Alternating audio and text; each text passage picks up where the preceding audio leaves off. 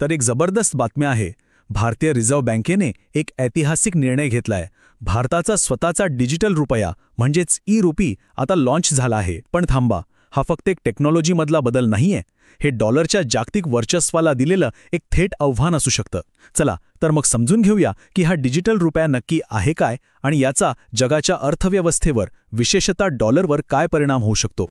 हे बघा, हे फक्त एक नवीन ॲप किंवा नवीन टेक्नॉलॉजी नाही. ही एक अशी क्रांती ठरू शकते जी देशाच्या आर्थिक विकासाला एक नवी दिशा देईल. जरा विचार करा, या एका निर्णयामुळे आपले पैसे वापरण्याची पद्धत, आंतरराष्ट्रीय व्यापार आणि जागतिक राजकारण सगळंच कसं बदलू शकतं हे पाहणं खूप इंटरेस्टिंग ठरणार आहे. ठीक आहे, घोषणा तर झाली, पण हा ई-रुपी किंवा डिजिटल रुपया नक्की आहे तरी काय आहे? अगदी सोप्या भाषेत सांगतो. डिजिटल रुपया म्हणजे आपल्या नेहमीच्या रुपयाचं ऑफिशियल डिजिटल रूप. जशी आपल्या पाकिटात 100ची नोट असते ना, अगदी तसाच हा आपल्या फोनमध्ये असणारा डिजिटल पैसा आहे. आणि सगळ्यात महत्त्वाचं म्हणजे याला थेट रिझर्व्ह बँकची गॅरंटी आहे. प्रत्येक व्यवहार हा ब्लॉकचेनसारख्या टेक्नॉलॉजीमुळे पूर्णपणे सुरक्षित आणि पारदर्शक राहतो. आता एक मोठा गैरसमज दूर करूया. अनेक जण याला क्रिप्टोकरन्सी समजतात, पण अजिबात नाही. दोघांमध्ये जमीन आसमानाचा फरक आहे. बघा, डिजिटल रुपया हे भारताचं अधिकृत चलन आहे, ज्यावर आरबीआयचं नियंत्रण आहे आणि त्याची किंमत आपल्या रुपया इतकीच स्थिर राहते. याउलट क्रिप्टोकरन्सीला कोणी मायबाप नसतो, त्यावर सरकारचं नियंत्रण नसतं आणि त्याच्या किमती कधी वर तर कधी खाली याचा काही नेम नसतो. मग प्रश्न येतो की हे वापरायचं कसं? अगदी सोपं.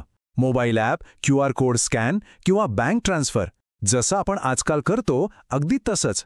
म्हणजे भाजीवाल्याला पैसे देण्यापासून ते मोठ्या रकमेच्या ट्रान्सफरपर्यंत सगळं काही एक डिजिटल रुपयाने एकदम सुरक्षितपणे करता येईल. बरं, हे सगळं ठीक आहे, पण याचा आपल्याला आणि देशाला नक्की फायदा काय? चला, याचे काही महत्त्वाचे फायदे बघूया. याचे मुख्य 4 फायदे आहेत.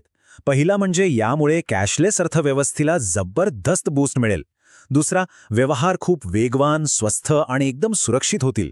तिसरा फायदा म्हणजे काळा पैसा आणि बनावट नोटांसारख्या डोकेदुखीवर नियंत्रण मिळवणं सोपं होईल. आणि चौथा, जो कदाचित सगळ्यात महत्त्वाचा आहे, आंतरराष्ट्रीय व्यापारात भारताची पोझिशन खूप मजबूत होईल. हे तर झाले देशातले फायदे, पण खरी गंमत तर आता पुढे आहे. आता आपण याच्या सर्वात मोठ्या जागतिक परिणामाबद्दल बोलूया. अमेरिकन डॉलरवर याचा काय परिणाम होऊ शकतो? तर मग तोच $1,000,000 क्वेश्चन समोर येतो की डॉलरचं काय होणार?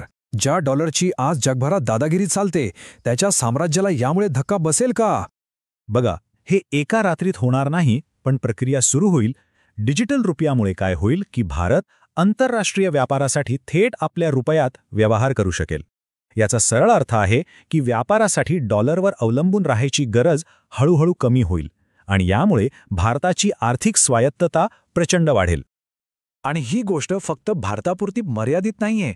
विचार करा, जर आपल्यासोबत चीन, रशिया यांसारख्या मोठ्या अर्थव्यवस्थांनीही आपापल्या डिजिटल चलनांचा वापर सुरू केला, तर जागतिक व्यापाराचा पूर्ण गेमच बदलून जाईल. आणि अशा परिस्थितीत डॉलरचं जे साम्राज्य आहे ना, ते कमी होणं निश्चित आहे. या नव्या खेळात भारत एक मोठा आणि महत्त्वाचा प्लेअर म्हणून पुढे येऊ शकतो आणि यामुळे जागतिक शक्ती संतुलनातही मोठा बदल घडू शकतो. तर मग ह्या सगळ्याचा सार काय? या डिजिटल रुपयाकडे फक्त एक नवीन चलन म्हणून बघून चालणार नाही. महत्त्वाचा मुद्दा हा आहे की डिजिटल रुपया म्हणजे फक्त नवीन पैसे नाहीत, तर ते आहे आर्थिक स्वातंत्र्याचं पुढचं पाऊल. हा फक्त एक तांत्रिक बदल नाही, तर भारताच्या आर्थिक सार्वभौमत्वाच्या दिशेने उचललेला एक खूप महत्त्वाचा आणि धाडसी निर्णय आहे. तर मग शेवटी एकच प्रश्न उरतो. हा डिजिटल रुपया खरंच भारताचं आणि जागतिक अर्थव्यवस्थेचं भविष्य बदलू शकेल का? याचं उत्तर तर आपल्याला येणारा काळच देईल.